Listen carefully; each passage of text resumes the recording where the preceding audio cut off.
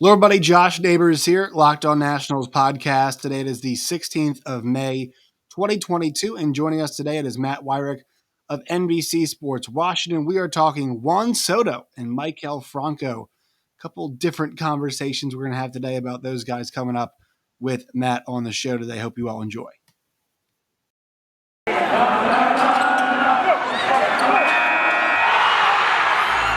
are Locked On Nationals, your daily Washington Nationals podcast, part of the Locked On Podcast Network, your team every day.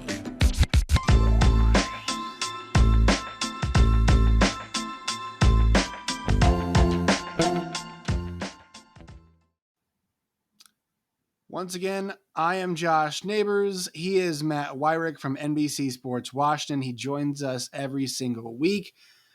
Matt, thank you for joining us. And first off, you were at two of the games this weekend. I have to ask, it felt like there was a bit more energy at the ballpark this weekend than we've seen in past for the Nats games. Is that fair? I'd say it was pretty fair. I mean, with the Astros in town, certainly fans are going to be excited. It was the first time since the 2019 World Series that the Nationals and Astros had played each other, and also Nationals fans' first opportunity to boo the Astros since the cheating scandal enveloped over that 2019-20 offseason. So they came out in full force and booed them mightily. Jose Altuve and Alex Bregman probably catching the most boos out of everybody. Although I will say, of all the announcements over the weekend, the man who was booed the most was Angel Hernandez when it was announced he would be behind home plate for Sunday afternoon's game. So while he wasn't part of the cheating scandal, he certainly doesn't have the favor of the Washington fan base. And look, every ump misses calls his just get a lot more attention. I mean, he's bad. Like he's not very good, but he had a couple really bad ones. The Yadiel Hernandez strikeout curveball. I mean, it was a decent frame, and those pitches that start high and go lower are always, in my opinion, the easier ones to frame, right? Because the glove is just kind of moving in that direction. And so if the catcher can stop it kind of on the way down, like in that spot, and not kind of have like the rebounding of the glove, they're in a good shape. So I get that one, but that's not surprising. It's not surprising at all that he got the big boos. I just think it's interesting. Somebody in our comment section was talking about, how the two teams, like their rosters are different. I mentioned this too.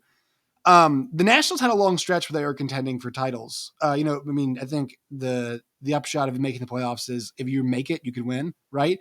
And the Nationals won a bunch of division titles from 12 to 19 and ultimately did win a World Series. The Astros have done a great job extending that window, right? They've had a really nice window, but I know Springer is gone. I know Correa is gone, but they still kept a lot of that core around, right? The Bregmans of the world, the Altuves of the world, the Gurriels have come up. The Jordan Alvarez's who have come up too. So they've maintained. Verlander. Verlander too. Good Lord. How good is he now? He had a bad day yesterday and he was still awesome. And so, it's interesting to compare the two teams. Like, I think the Astros have done a pretty good job of managing that window and keeping it rolling in some ways. They're not even close to being the juggernaut they were before, but like they're a team that's still really competitive, has done a good job adding pieces. It's just kind of interesting to contrast those two teams we just saw them play. Yeah, I mean, they've been in the ALCS, 5 straight years? I mean, Yeah. it's a dynasty by every stretch of the word. I mean, obviously having a cheating scandal mired in the middle of it taints that overall reputation, especially when we look back in 5-10 years as to kind of judge this overall dynasty and how it stands up against others. But, they've been about as dominant as any other team in sports over the last 5 years. I mean, you think of the Warriors making it to the finals 4 straight years. You think of the Patriots and Tom Brady, having that run of AFC championships. The Lightning back to Astros back, recent memory. Yeah.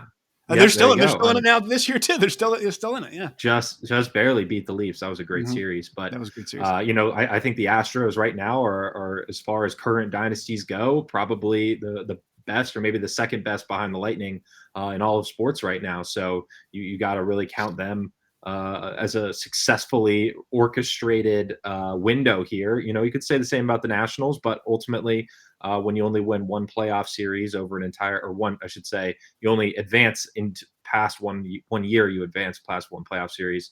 That's hard to call your team a dynasty, but certainly as far as regular season wins went, the Nationals are one of the better teams in baseball over that span. All right, so let's talk about some specific guys here, and Juan Soto is the first one. The one thing I've noticed is that he is, he's still obviously really tough out. Like the word tough out applies to baseball, especially because that is the goal is to get him out.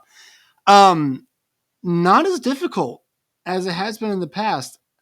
I'm trying to remember specifically when they happened, but there were a couple counts where he was 3-0 or 3-1, and 3-0 yesterday. I know he was up against Verlander, and Verlander worked his way back and got him to fly out. And then it happened again, I think, on Saturday night too.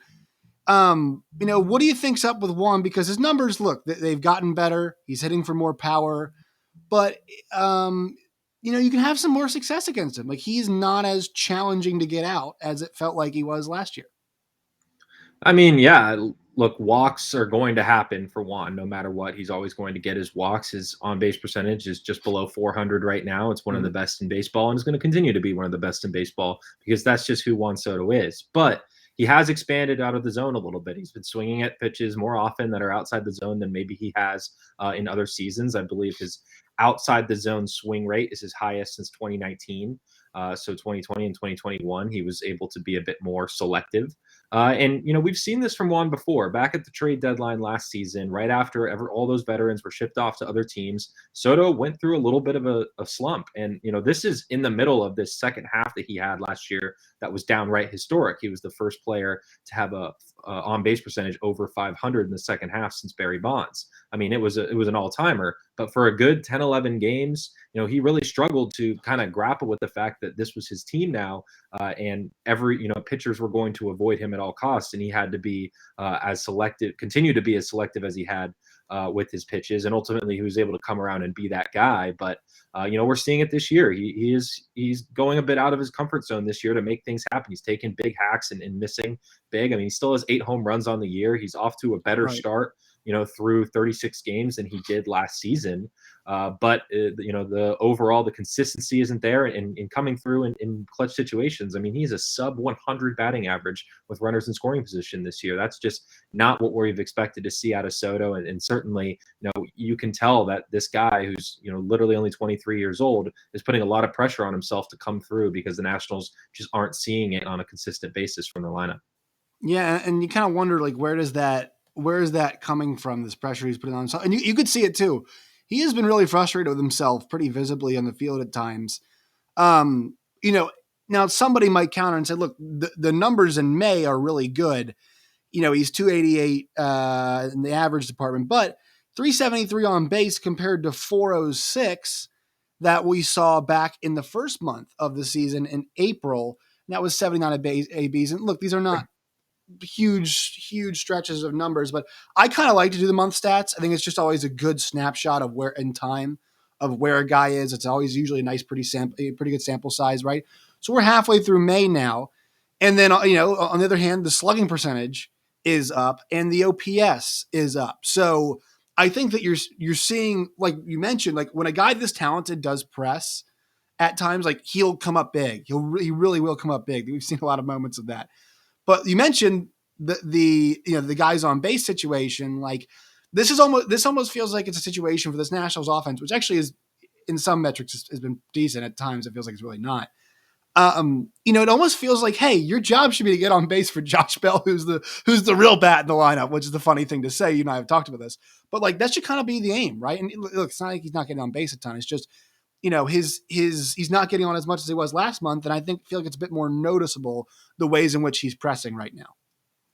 Yeah, I think the big difference there is that in the first month of the season, it was Nelson Cruz who was sitting behind him in the lineup, and now they flip-flopped and it's Josh Bell. Cruz, of course, was struggling mightily over that first month of April, and no pitchers were willing to face Soto because they knew they could get Cruz out in the next at-bat. Now he's facing, pitchers where they're actually challenging him a little bit more.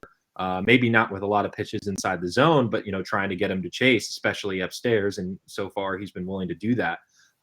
Bell is hitting as well as he has in his entire career. So, Soto knows that if he can get in scoring position, Bell's a guy that can hit him in. And maybe he's trying a little bit harder to get to second base as opposed to first base, as Bell does hit a lot of balls on the ground and has had a bit of a ground into double play problem, as has Yes. Juan Soto in the past as well. And you honestly could say the same about Nelson Cruz. All three of those guys have significantly higher ground ball rates than maybe league average. They make up for it in other departments, of course, but those are a lot of guys who hit the ball on the ground. So getting past first base into second is a little bit more important given the hitter that's behind him right now. And also the strikeouts, it's crazy to see him at 26. That's one. And Josh Bell's at 17. And yeah, I would say like the Josh Bell issue is more of the grounding the double plays. Like that has been the big thing. But I mean, you're going to get that with guys like him. Like you really can't criticize the overall production from him. Is this something that you think persists, or do you see it evening out? Because even though we've got a nice sample size now on the season, and Juan's played 36 games, right, 131 ABs, so it's a nice chunk. Getting close to 40 games now. I still think it's pretty safe to say like this guy could go on a tear at any moment. It's probably just an adjustment or two he has to make. And look, this is a guy who's made a lot of adjustments in his career and has been pretty good, even though he's just 23 years old. Yeah, I mean, look, over the first 2 months of any season where, especially in cities that are going to be a little bit colder over that first month or so, you're laying the foundation for your final numbers. I think it's important to note that in 2019, Anthony Rendon had like 1 RBI going into the final day of April. Then he had 10 RBIs in a game, and that kind of skewed his overall total for the month. But he finished third in NL MVP voting that year after just 1 RBI over basically the first month. I mean, you don't win MVPs in April unless you're Cody Bellinger in 2019, which I will say he basically won that MVP with his April and May numbers, and they were just so good that even though he struggled the second half, they were just good enough to kind of carry him over Yelich that season. I think Yelich was robbed for his back-to-back, but that's just me.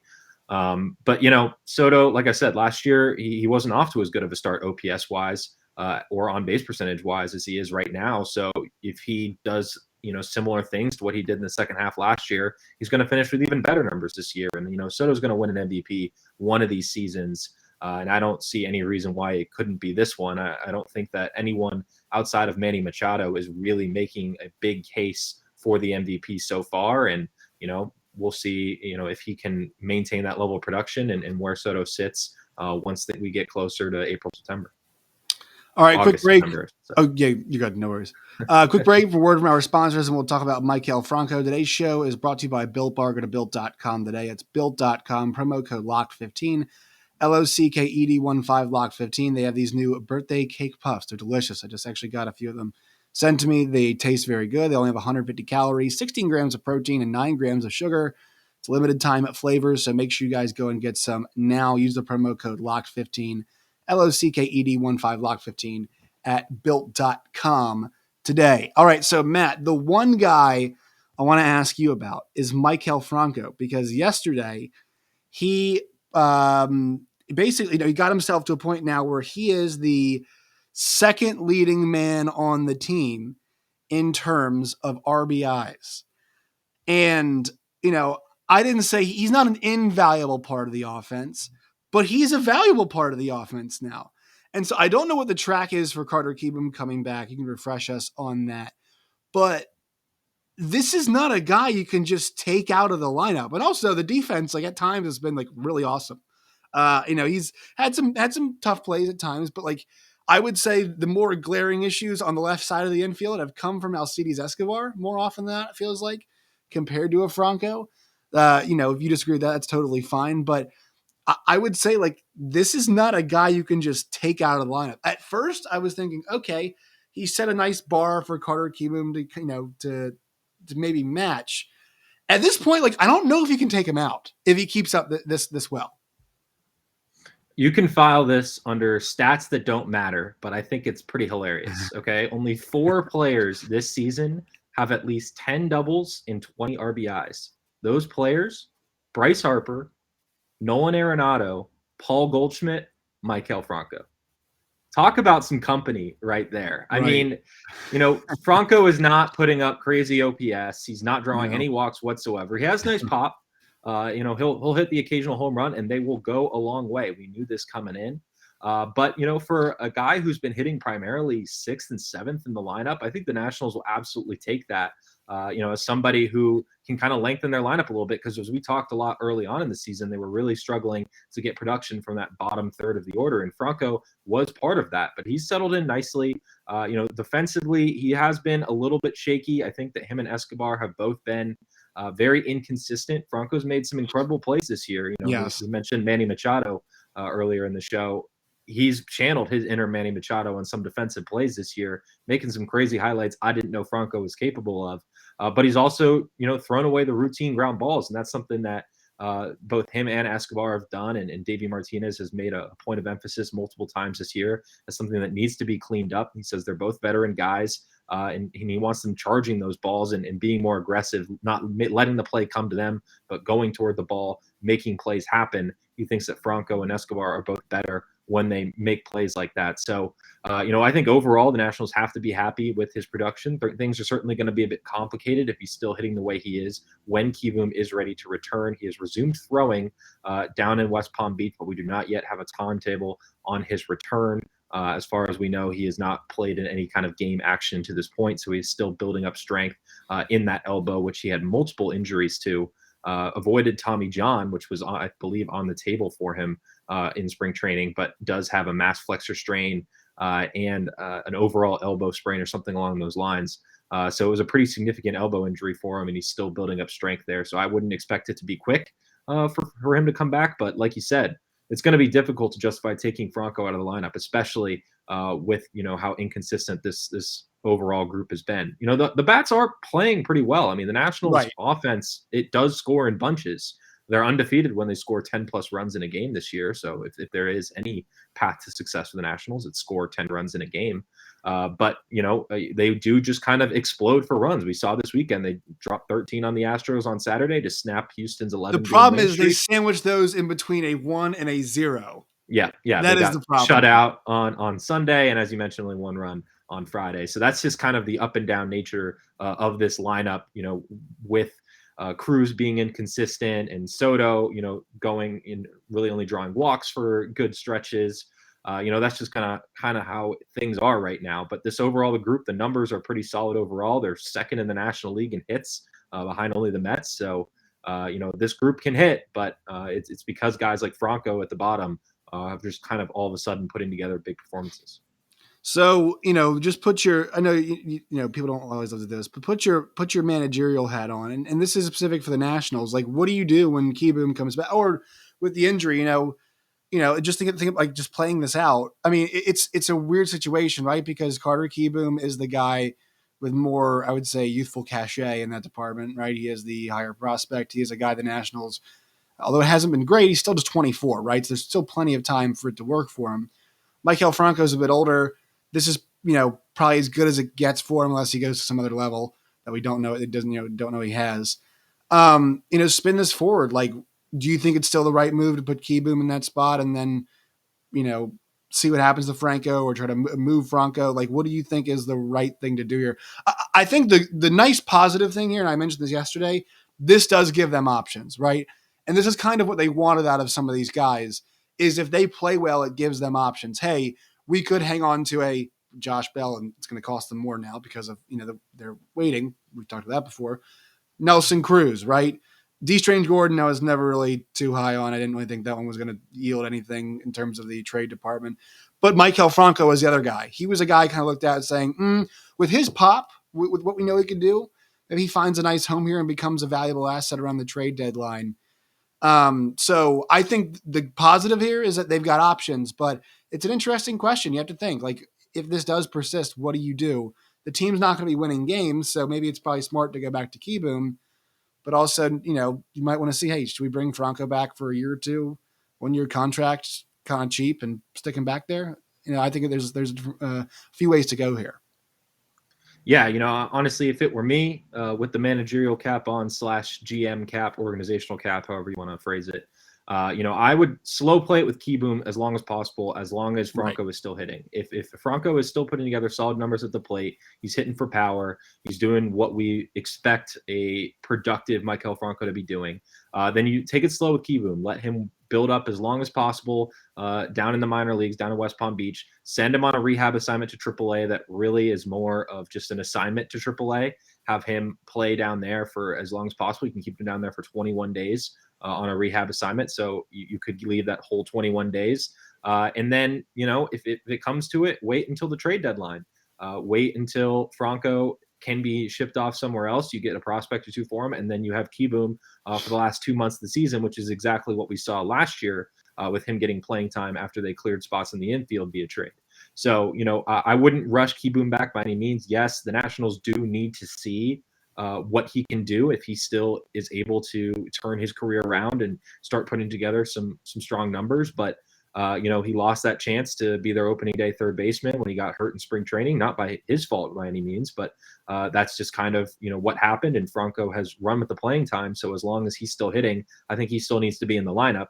Kieboom is a guy who you obviously want to send down to get at bats to, get ready and get his timing down and everything like that. But he's not so green that I think you need to keep him in the minor leagues getting at bats every day. You could put him on the bench and give him sporadic playing time in the major leagues, kind of like what Riley Adams is doing, because you can benefit from being in the majors. Even if you are getting sporadic playing time, you can benefit in other areas, just as Adams is benefiting from being around a major league clubhouse and getting used to working with the pitching staff, even if being in those meetings, things like that, even if it's not an everyday basis. So I think that you can have Kieboom in the major leagues, but not playing every day. And then once a spot is cleared, whether Franco gets injured or stops hitting as well or is traded, then you slide Kieboom in.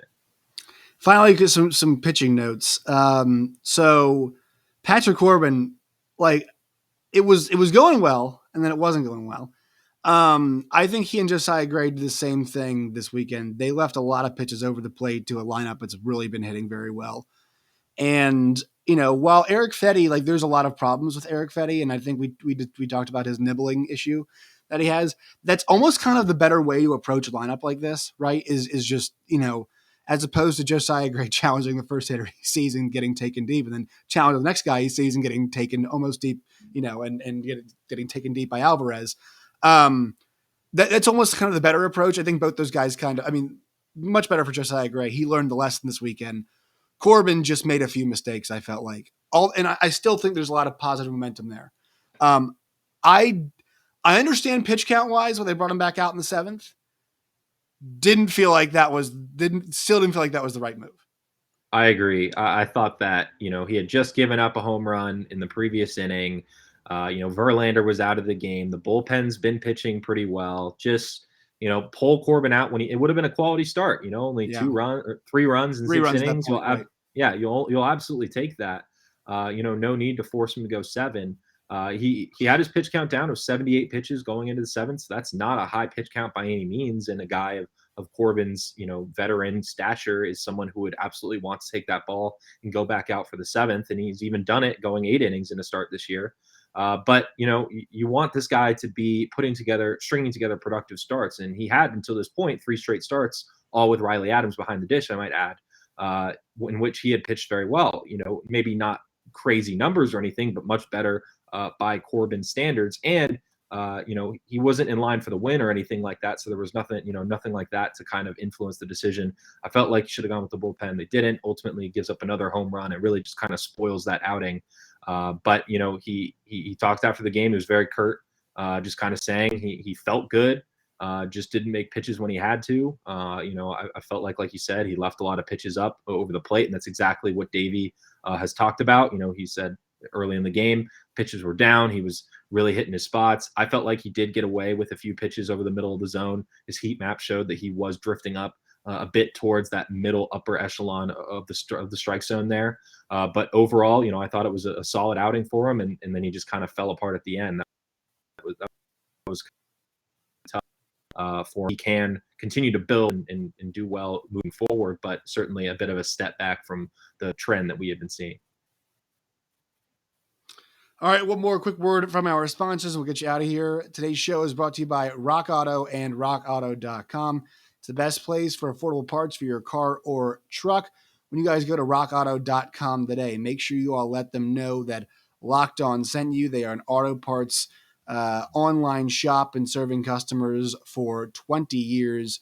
You'll spend 30, 50, or even 100% more at a chain store or car dealership than you would at rockauto.com. So go to rockauto.com today. Amazing selection, always low prices, all the parts your car will ever need. That's rockauto.com. All right, Matt, what are you working on now, and where can people find you and your work and all of its variety?